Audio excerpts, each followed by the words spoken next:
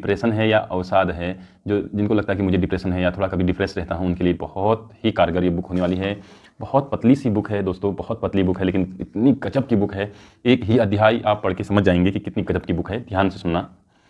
प्रश्नकर्ता कहता है, आज से 50-60 साल पहले एक मानसिक रोगी को जितनी एंजाइटी महसूस होती थी, उतनी आज एक सामान्य युवा को महसूस हो रही है। मेरा सवाल यह है कि आपके अनुसार इसके क्या कारण हैं, और अगर हम इस समस्या का हल नहीं निकाल पाते तो हमारा भविष्य कैसा होगा। आचार्य जी कहते हैं, बहुत अच्छा प्रश्न पूछा है तुमने। कहा, आज से 5 दशक पहले जितनी एंजाइटी मानसिक रोगी को होती थी, उतनी एंजाइटी आज आम है स्कूलों में, कॉलेजों में। और ये बात अनुमान के आधार पर नहीं है, ये आंकड़े हैं, ये नंबर्स हैं, ये रिसर्च है, ये डेटा है। हम सब किसी न किसी तरीके से परेशान हैं, निराश हैं, कोई चिंता है, दिमाग पर बोझ है। ये बात कहने की नहीं है, ऐसा हो रहा है। ऐसा हो रहा है। परीक्षण करके अगर नापा जाए तो हम सबकी यही हालत निकलेगी, यहां भी यही हालत निकलेगी। अपनी ओर इशारा करते हुए आचार्य जी कहते हैं, कोई चीज है जो परेशान करे ही जा रही है, करे ही जा रही है। तो पूछा है कि बात क्या है, क्या बात है। 2 पक्ष हैं उसके, दोनों को समझ लेंगे। पहली चीज यह है कि वैज्ञानिक क्रांति के बाद जितने विषय हो सकते थे पाने के लिए, उनमें वृद्धि आई है। आज से 50 साल पहले जितनी चीज़ें हो सकती थी कि जिन्हें पाया जा सकता था, आज उससे 100 गुना चीज़ें मौजूद हैं। न सिर्फ वो मौजूद हैं, वो तुम्हें हर समय अपने आप को प्रदर्शित कर रही हैं।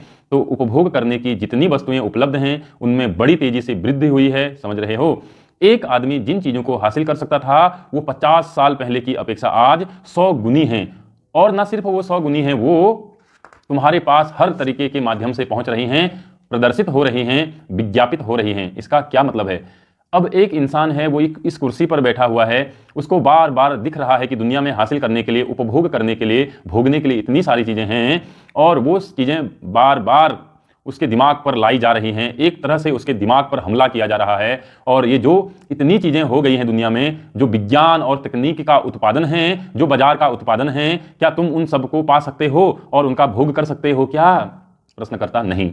आचार्य प्रशांत, चीजें बढ़ती जाएंगी पर उनके भोग की तुम्हारी क्षमता को तो नहीं बढ़ रही, या बढ़ रही है। क्षमता तो उतनी ही रहेगी ना तुम्हारे पास उतना पैसा है, हर किसी के पास नहीं हो सकता, और ना ही तुम्हारे पास उतना समय है। तो बढ़ क्या रहा है, तुम्हारा फ्रस्ट्रेशन बढ़ रहा है, तुम्हारी निराशा बढ़ रही है कि इतनी चीजें हैं, मुझे तो मिली ही नहीं।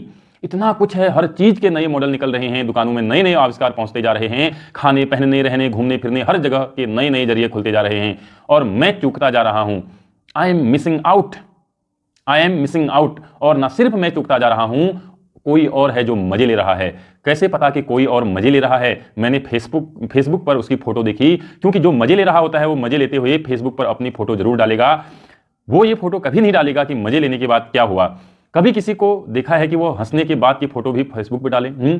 पर जब हंस रहा हो तो फोटो आ जाती है फेसबुक पर। वो फोटो देखी हजारों लोगों ने, और हजारों लोग उस फोटो को देखकर ऐसे हो गए, ये भी हंस रहा है, मैं ही रह गया बस, मैं ही पीछे रह गया, पूरी दुनिया मजे कर रही है।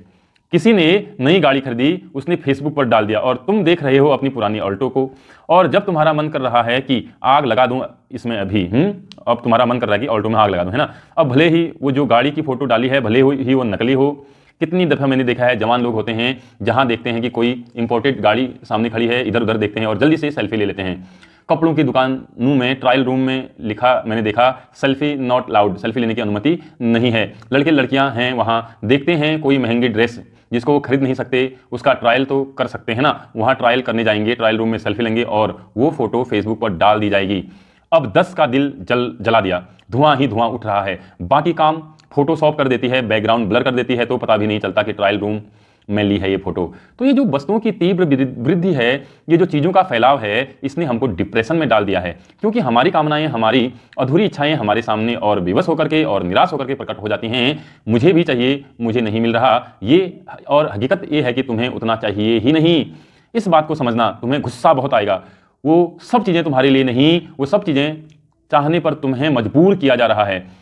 कुछ बैठे हैं शातिर चालाक लोग जो तुम्हें उन चीजों को चाहने पर भी मजबूर कर रहे हैं जिन चीजों की कोई अहमियत नहीं है, जिन चीज़ों को तुम कभी ना चाहते पर तुम्हें बड़ी होशियारी से, बड़ी चालाकी से तुम्हें मजबूर कर रहे हैं कि तुम उन चीज़ों को चाहो और खरीदो और उनकी जेब भरती रहे।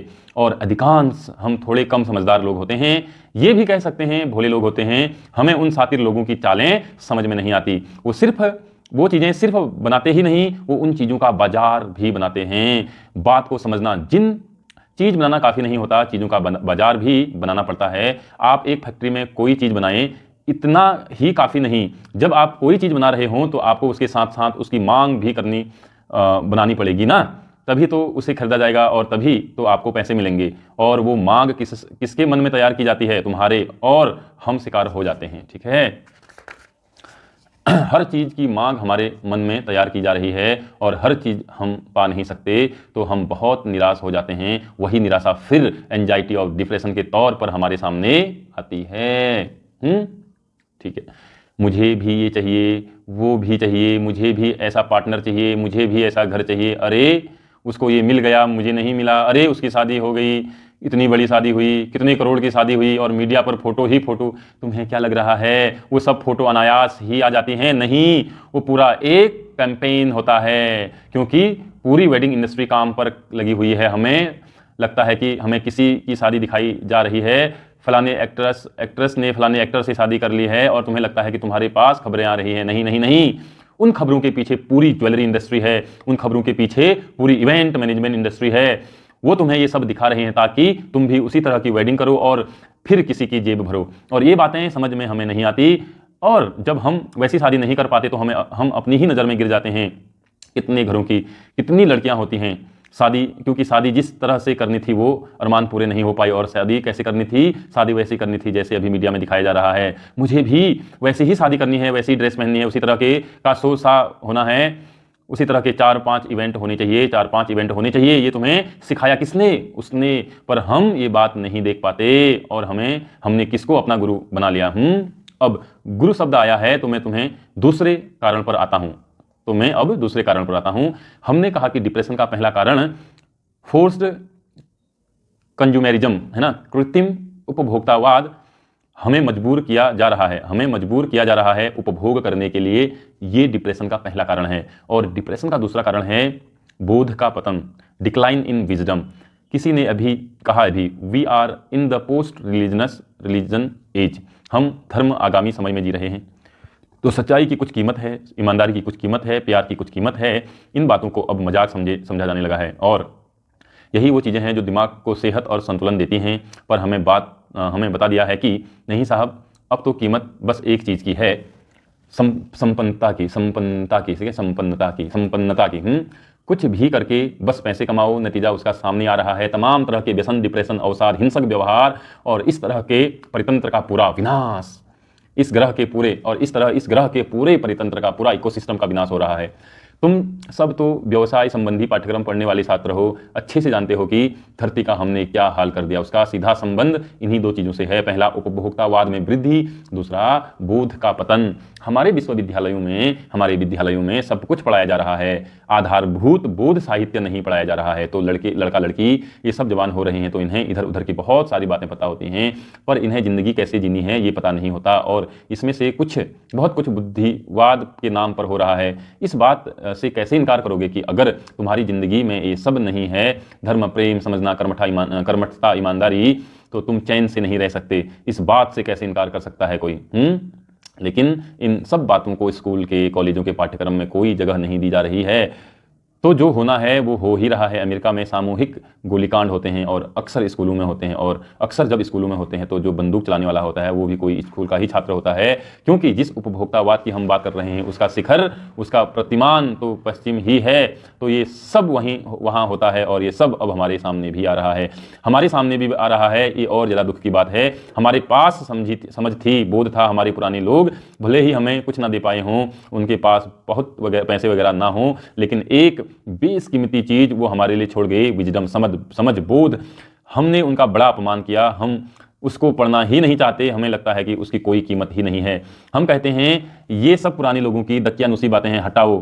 KFC चलाते हैं हम किसी को देख ले कि बोध साहित्य पढ़ रहा है, तो हम अक्सर उस पर हंसने लगते हैं। हम कहते हैं देखो ये आज के ज़माने में कैसी बातें कर रहा है, तुम ये नहीं समझते कि जो वो कर रहा है वो छोटी मोटी बात नहीं, वो मनोविज्ञान के अग्रणी अनुसंधान की चीज़ है। अगर वो हम जानते भी नहीं, मगर वो हम जानते भी नहीं।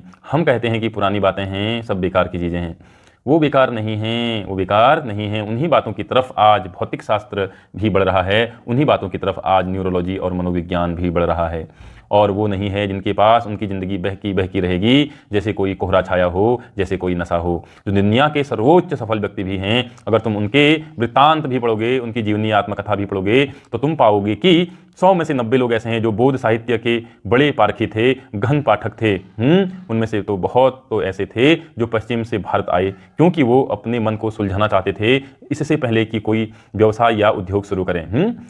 पश्चिम इस बात को सराहता है और ये बड़ी खेद की बात है कि ऐसा भारतीय नहीं कर रहे हैं। अभी जिसकी तुमने बात करी, हर तरह के मनोविकार, उत्कंठा, अवसाद, यहाँ तक कि जिसको तुम स्पष्ट मनोरोग संबंधी विकार कहते हो, बाइपोलर वगैरह, उसका भी बहुत संबंध उन्हीं चीज़ों से है जिनकी मैंने बात करी। तो इन दोनों बातों के प्रति बेहद सावधान रहना।